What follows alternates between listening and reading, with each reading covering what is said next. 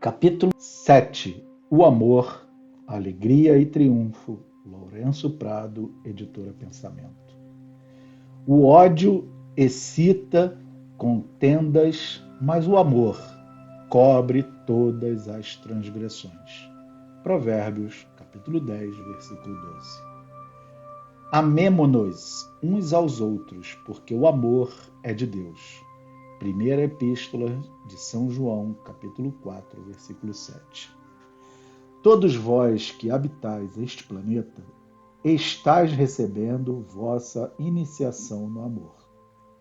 Assim disse o Cristo: um novo mandamento vos dou, que vos ameis uns aos outros.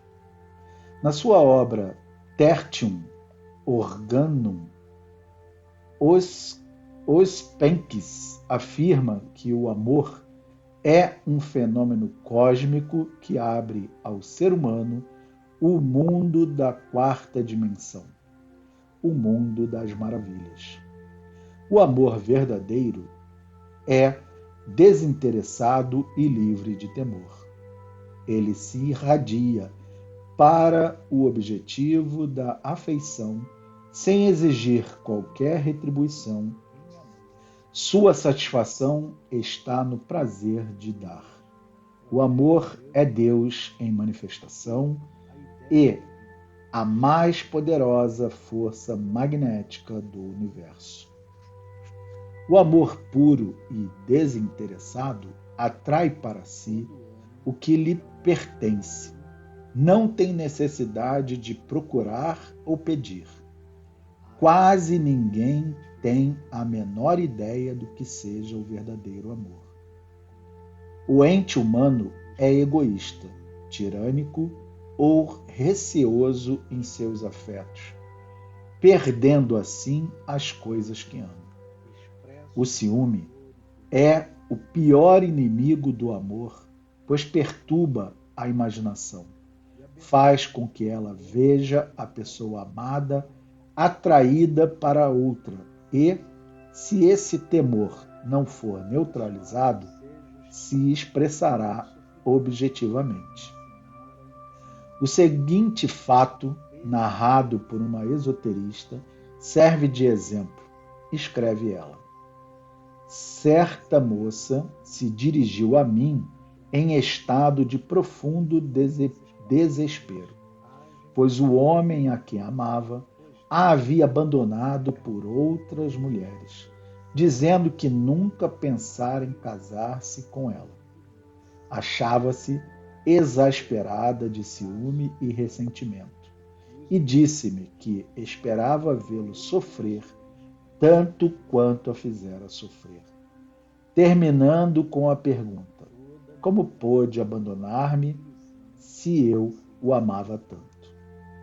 Respondi-lhe: bem, isso não é amor verdadeiro. Quando expressardes o amor verdadeiro, este vos será retribuído, quer por este homem, quer por seu equivalente. Pois, se não for o escolhido divino, não precisareis dele. Assim como estáis unidas a Deus, também estáis unidas ao amor que vos pertence por direito divino. Passaram-se vários meses e a coisa continuara na mesma.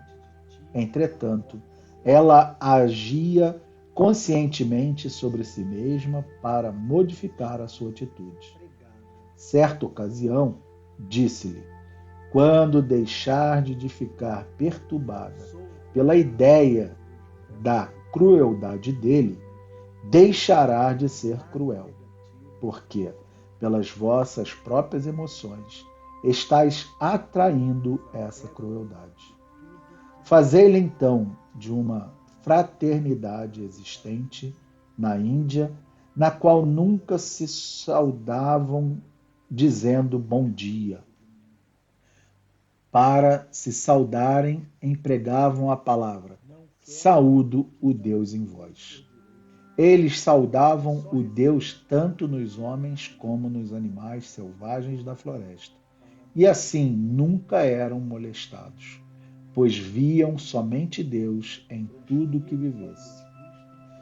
Aconselhei-a a seguinte: saudai a Deus neste homem e afirmai: vejo apenas vosso ser divino.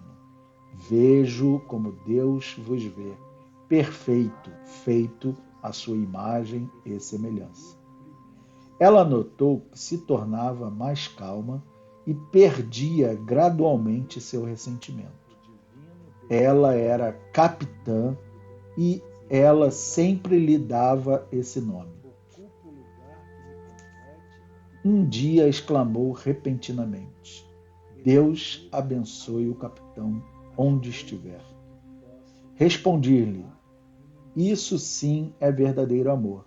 E quando vos tornardes um círculo completo, não ficando mais perturbada pela situação, alcançarei dele o amor e atrairei o seu equivalente. Nessa ocasião, eu estava de mudança e não possuía telefone, de modo que fiquei fora de contato com ela durante algumas semanas. Entretanto, esta manhã recebi uma carta sua, contendo apenas estas palavras: casamo-nos. Na primeira oportunidade, fiz-lhe uma visita e minhas primeiras palavras foram: que aconteceu? Ela exclamou: oh, um milagre! Certo dia despertei-me e notei que todo o meu sofrimento havia desaparecido. Na tarde daquele mesmo dia, o encontrei e pediu-me em casamento. Dentro de uma semana nos casamos. E posso afirmar-vos que nunca vi homem mais dedicado. Uma antiga sentença iniciática diz o seguinte: ninguém é vosso inimigo, ninguém é vosso amigo. Cada um é vosso instrutor.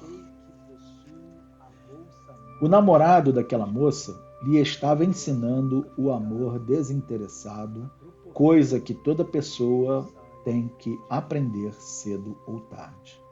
Assim, pois é que preciso serdes impessoal e aprenderdes o que cada um tem a ensinar-vos. E, quanto mais cedo aprenderdes vossa lição, mais depressa ficareis livre. Não é necessário o sofrimento para vos desenvolverdes e aperfeiçoardes. E ele resulta sempre de terdes desobedecido à lei espiritual.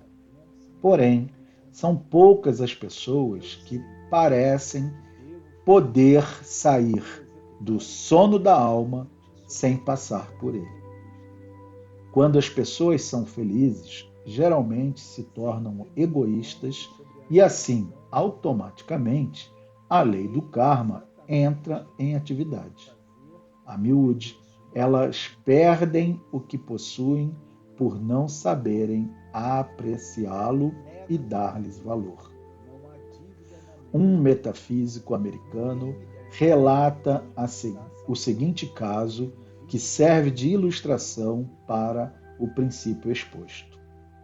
Conheci uma senhora que possuía um companheiro muito bom, ao qual não dava valor, pois dizia sempre: não me importa casar-me, porém, isso não depõe contra meu companheiro e quer dizer simplesmente que não tenho interesse pela vida conjugal. Tinha outros interesses e quase nem se lembrava de que possuía um companheiro. Somente quando o via é que se lembrava dele. Um dia, o companheiro disse-lhe que gostava de outra mulher e ia deixá-la. Desesperada e cheia de ressentimento, ela veio procurar-me. Após ouvi-la queixar-se, respondi-lhe: é exatamente para dar este resultado que falastes aquelas palavras. Dizeis que não vos preocupavas com o casamento, e assim vosso subconsciente agiu para deixar-vos sem ele. Ela concordou. É verdade, agora compreendo.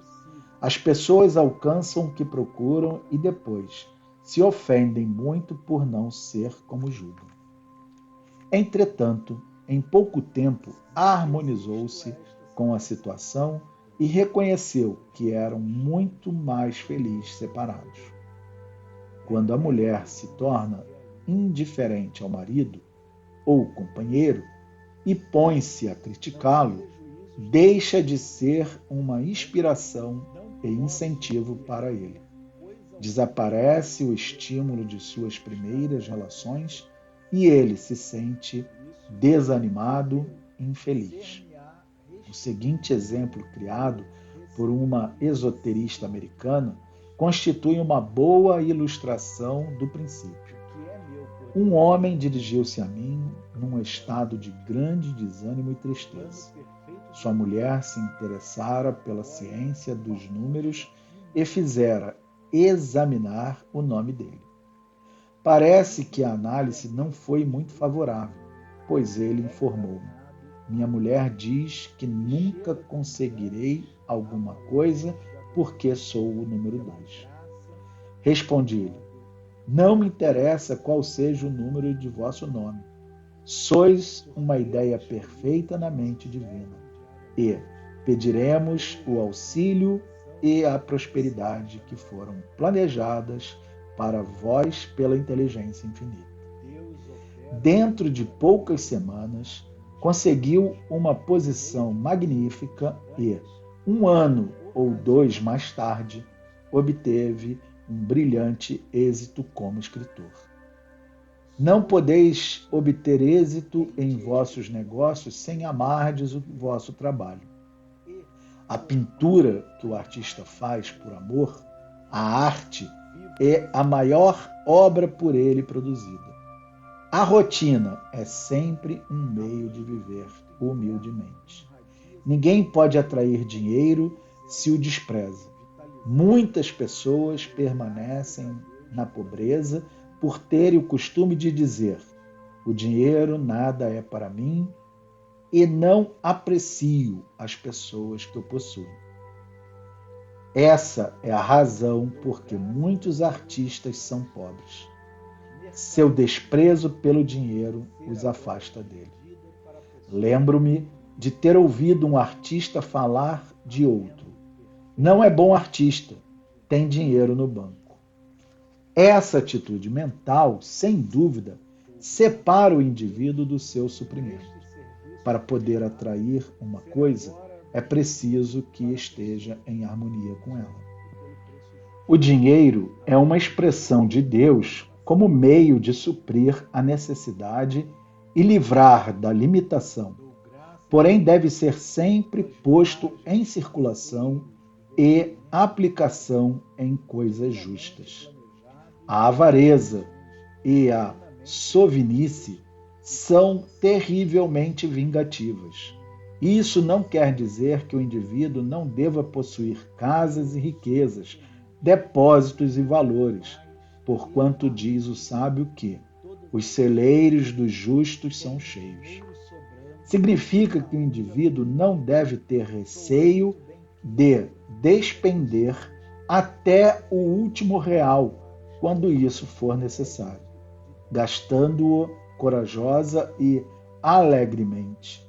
Abre as portas para vir mais, pois Deus é um suprimento infalível e inesgotável de cada indivíduo. Essa é a atitude espiritual que deveis manter para com o dinheiro, não vos esquecendo que o banco do universo nunca falha. No filme americano intitulado A Avareza, temos um exemplo de sovinice. A personagem havia ganho $5.000 numa loteria e não queria gastá-lo. Continuava a economizar e guardar o que podia do que recebia do trabalho, pois pensava que seu marido podia ficar doente e impossibilitado de trabalhar. E chegou a encerrar casas para viver, sem nada tirar da fortuna que receberam. Apreciava o dinheiro por si mesmo, colocando-o acima de tudo. O fim, porém, foi que a assassinaram e roubaram-lhe todo o dinheiro. Os casos, como a desta peça, servem de ilustração para a sentença: o amor ao dinheiro é a origem de todos os males.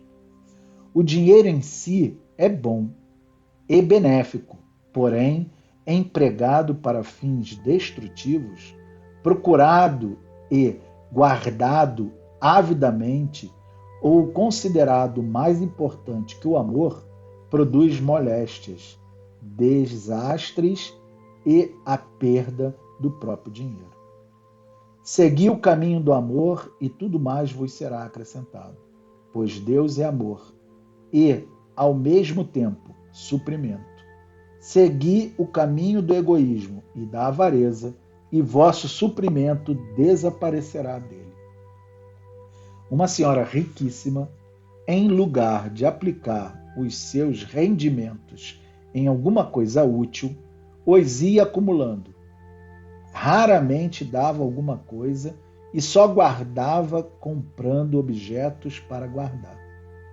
Gostava muito de gravatas e, a uma amiga que lhe perguntara quantas tinha, respondeu: 67. Ela as comprava e guardava cuidadosamente, envoltas em papel de seda. Se ela usasse as gravatas, seria muito justo que as possuísse. Porém, as adquiria apenas para guardar, violando assim a lei do uso.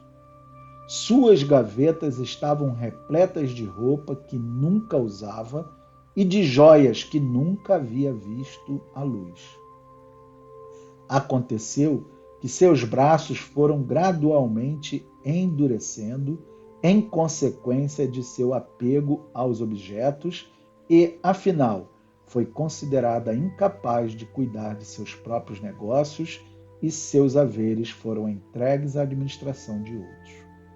Portanto, é o próprio indivíduo que, na sua ignorância de lei, produz a própria destruição. Toda moléstia, toda infelicidade provém da violação da lei do amor. As setas do ódio, ressentimento e crítica que o indivíduo envia voltam para eles, trazendo-lhe moléstias e tristezas. O culto do amor parece uma arte perdida, porém, aqueles que conhecem as leis espirituais sabem que é preciso restabelecê-las, pois, sem elas, o indivíduo é como o bronze que soa ou o símbolo que retine. Uma professora de ciência mental relata o seguinte caso que serve de exemplo ilustrativo. Tinha uma aluna que vinha mensalmente procurar-me para purificar-lhe a consciência do ressentimento. Passado algum tempo, chegou a um ponto em que só tinha ressentimento de uma mulher e, apesar do grande esforço e trabalho, não conseguia vencê-lo. Entretanto, foi pouco a pouco acalmando-se e harmonizando-se, até que certo dia todo o ressentimento desapareceu. Quando veio ver-me, estava radiante de alegria e exclamou: "Não podeis compreender como me sinto. Aquela mulher falou comigo e, em vez de ficar furiosa, permaneci amável e bondosa. Ninguém pode compreender como me sinto aliviada." O amor e a bondade são de valor incalculável nos negócios. A mesma professora de ciência mental acima citada relata o seguinte caso. Uma senhora se dirigiu a mim, queixando-se de seu chefe. Disse-me que ela era dura, exigente e manifestara que não a queria sob suas ordens. Aconselhei-a então: "Muito bem, Saudei a Deus nesta mulher e enviar-lhe sentimentos de uma mulher de mármore. Repliquei-lhe: estás lembrando da história do escultor que pediu um pedaço de mármore?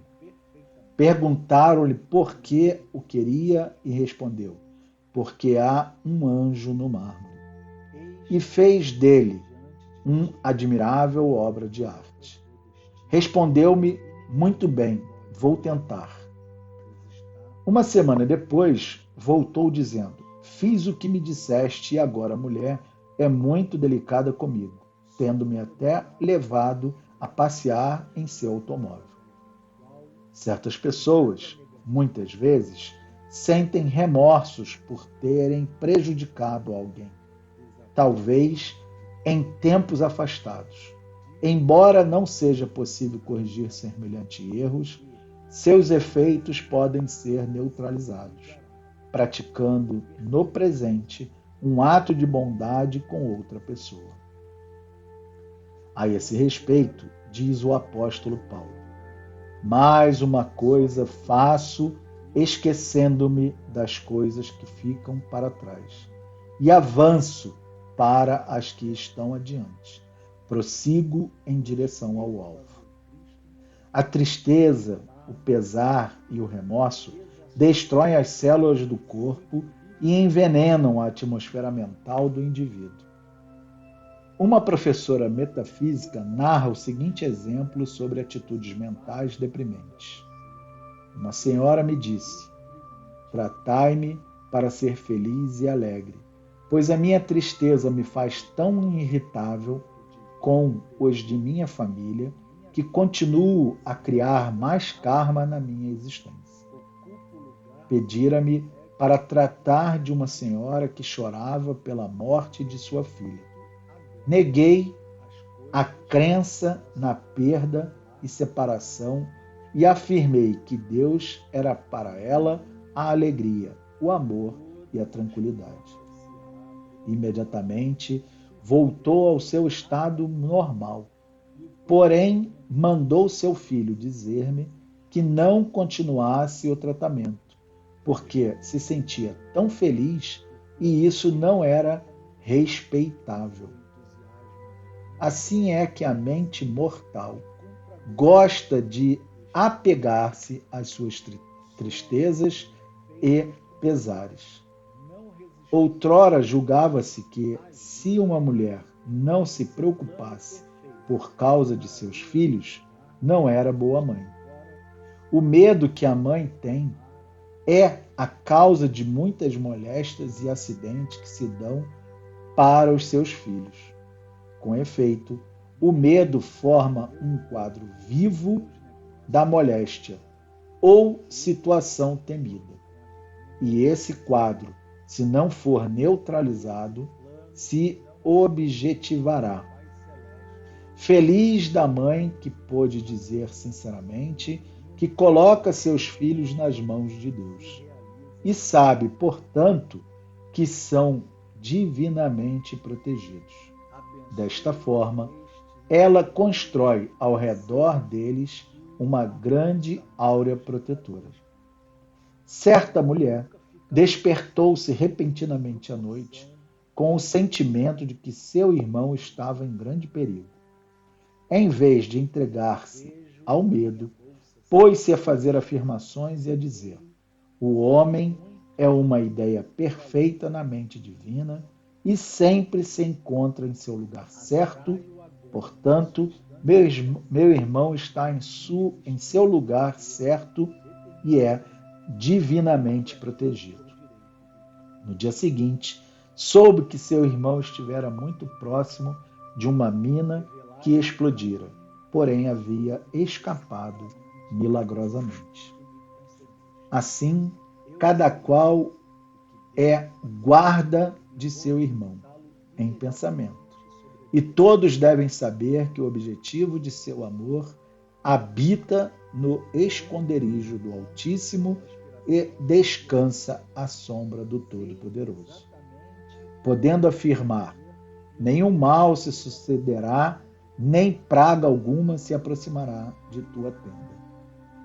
O amor conjugal geralmente é acompanhado de grande terror, pois quase todas as mulheres nascem com a ideia mítica de uma mulher que lhe há de roubar o amor.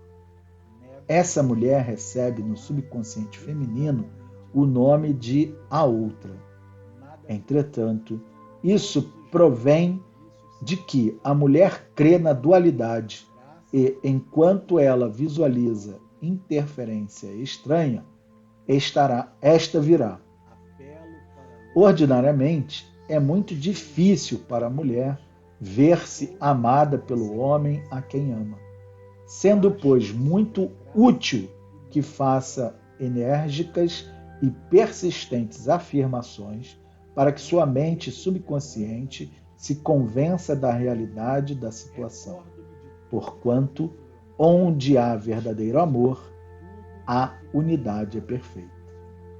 Uma boa afirmação para corrigir os ciúmes e manter o amor é a seguinte: a luz do Cristo interno dissolve em mim todo temor, dúvida, ódio e ressentimento.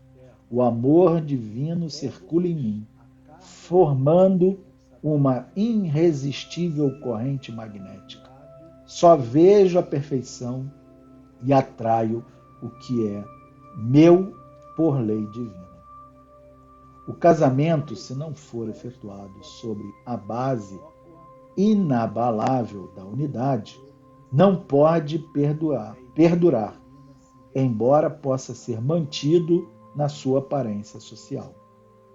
Para ser uma verdadeira união espiritual, é preciso que corresponda às palavras de um poeta: duas almas com um só pensar, dois corações que pulsam uníssonos. Se os esposos não viverem no mesmo plano de pensamento, inevitavelmente se separarão. O pensamento é uma tremenda força vibratória, a cada qual será atraído para as criações do seu pensamento. Por exemplo, uma senhora casou-se com um homem a quem não amava, embora não desgostasse dele, e viveram algum tempo aparente felicidade. O homem começou a prosperar e seus gostos se aperfeiçoaram, tornando-se mais delicados, instruídos e sociais. Porém, sua esposa continuou a viver em sua consciência limitada. Quando iam fazer compra, escolhia sempre os artigos inferiores e mais baratos. Enquanto ele vivia em pensamento no ambiente mais luxuoso e elevado, ela só se preocupava com coisas próprias do vulgo. Afinal, chegou o dia da separação material. Constantemente vemos isso no caso de homens que enriquecem e prosperam, terminando por abandonar as suas fiéis e serviçais esposas, que não puderam acompanhá-lo em seu progresso. A mulher deve estar sempre em harmonia com os gostos e ambição do seu esposo, interessando-se pelos seus planos e ideias, pois o homem vai sempre para onde se dirigem os pensamentos de seu coração.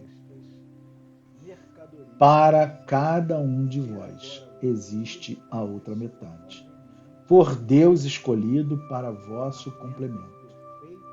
No plano do pensamento superior, sois um só, embora no plano da existência terrestre estejais separados pelos vossos erros. É nesse plano que se pode dizer: aquele que Deus uniu, ninguém pode separar, porque na mente superconsciente de cada um deles se encontrará o mesmo plano divino. Se tiverdes um sentimento íntimo de que viveis isolado e vos falta um coração que vos compreenda e ao qual possais desabafar vossos sentimentos. Isto quer dizer que predominam em vós o sentimento de separatividade e que, antes de tudo, é preciso chegardes à realização da onipotência do amor e de que tendes um companheiro silencioso ao vosso lado para escutar-vos e compreender-vos. À proporção que cultivardes o sentimento da vossa unidade com a vida e o amor universal, ireis atraindo amizades e corações que vos compreenderão melhor, o vosso sentimento de tristeza irá desaparecendo. Fazeis constantemente a afirmação de que sentis vosso coração repleto de amor de vosso Cristo interno e, em pouco tempo, deixareis de sentir-vos isolado. Embora estejais sós, o vosso desejo de bons companheiros no plano material irá sendo satisfeito pela formação de amizades úteis e sinceras. O perfeito amor é o cumprimento da lei, porque todas as leis da existência têm por objetivo único a restituição da unidade primitiva, a qual só pode existir no amor universal. Por esse motivo, o amor é o maior dissolvente de todas as desarmonias, embaraços e divergências, mas é preciso que seja inteiramente desinteressado e espontâneo. Deus criou o mundo por amor, para ter seres que o amassem voluntariamente. Ele vos convida a amá-lo, e vós promete todas as alegrias e felicidades, mesmo na terra, desde que o amais acima de tudo. Amar a Deus não é renunciar aos gozos da vida, mas sim gozá-los com Deus e em obediência ao seu impulso ou sua voz, e de acordo com a sua sabedoria e vontade. O perfeito amor expulsa o medo. Aquele que tem medo não é perfeito no amor. O amor é o cumprimento da lei. Essas palavras da Bíblia mostram que a harmonia e o amor conduzem à verdade e à justiça, e que estas 4 colunas são os sustentáculos da felicidade e do bem-estar. Fazei delas a expressão de vossos sentimentos na vida diária, e tereis encontrado a chave do templo da felicidade presente e da futura.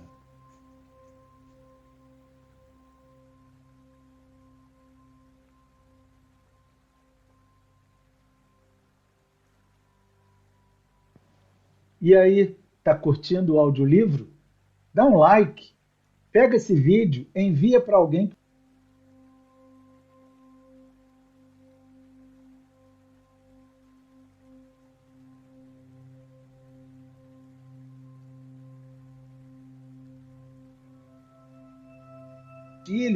Seja ativo, agradeça de alguma maneira. Obrigado por tudo. Gratidão.